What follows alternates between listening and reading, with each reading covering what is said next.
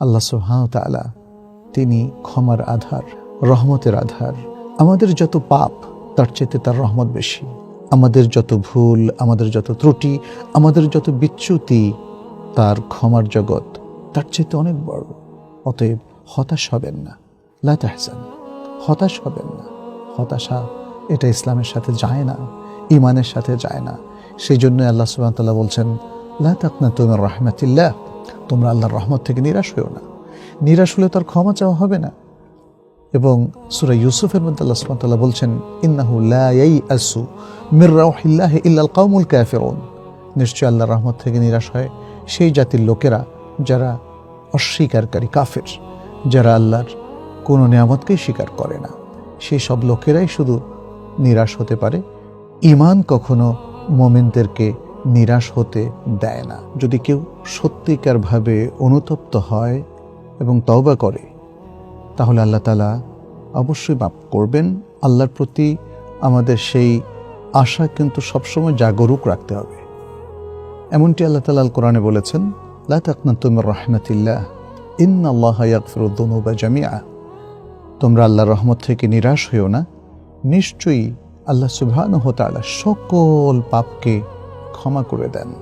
আনাস ইবনে মালিক রাদিয়াল্লাহু তাআলা আনহু থেকে বর্ণিত, নবী সাল্লাল্লাহু আলাইহি ওয়াসাল্লাম বলেছেন, এটিও হাদিসে কুদসির মধ্যে এসেছে, মহান আল্লাহ সুবহানাহু ওয়া তাআলার বক্তব্য তিনি তুলে ধরেছেন। তিনি বলছেন, আল্লাহ সুবহানাহু ওয়া তাআলা বলেন, ইবনা আদম ইন্নাকা মা দাআউতানি ওয়া রাজাউতানি গফারতু লাকা আলা মা কানা ফিকা ওয়া লা উবালি।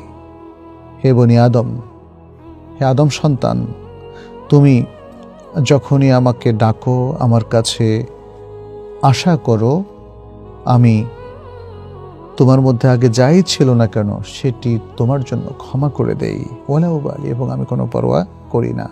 ইবনা আদম লাউ বালাগাত যুনুবুকা আনানা সামা, হে বনি আদম, যদি তোমার পাপসমূহ, পাপ রাশি আসমান পরিমাণও পৌঁছে যায়, এত বিশাল আকার ধারণ করে, সুম্মা ইস্তাগফারতানি গফারতু লাকা ওয়ালা উবালি, এরপর তুমি আমার কাছে ইস্তিগফার করেছো, ক্ষমা চেয়েছো, আমি ক্ষমা করে দেই, ক্ষমা করে দেব, এবং কারো পরোয়া করি না।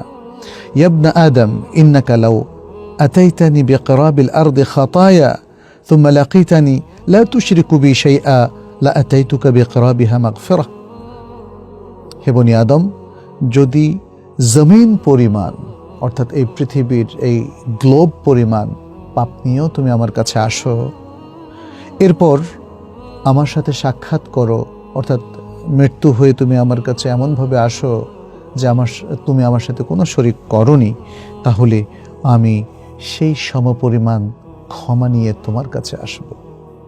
সুবহানাল্লাহ। হাদিসটি আস-সিলসিলা সাহিহার মধ্যে শেখ আলবানী উল্লেখ করেছেন এবং বলেছেন যে হাদিসটা হাসান। তাহলে সহিহ এবং হাসানে হাদিসগুলোতে আমরা দেখতে পাচ্ছি, প্রিয় দর্শক, যে আল্লাহ সুবহানাহু ওয়া তাআলা তিনি দয়ার সাগর, তিনি তার বান্দাদেরকে মহাসাগর পরিমাণ পাপ নিয়েও যদি সে আসে, আল্লাহ তাআলা সে পাপকে ক্ষমা করে দেন। অতএব যারা পাপ করেছেন, অনুতপ্ত হয়েছেন, আপনাদের চিন্তার কোনো কারণ নেই। আপনারা তওবা নিয়ে এগিয়ে আসুন, ইস্তিগফার করতে থাকুন, আল্লাহ আপনাদের পাপকে অবশ্যই ক্ষমা করবেন।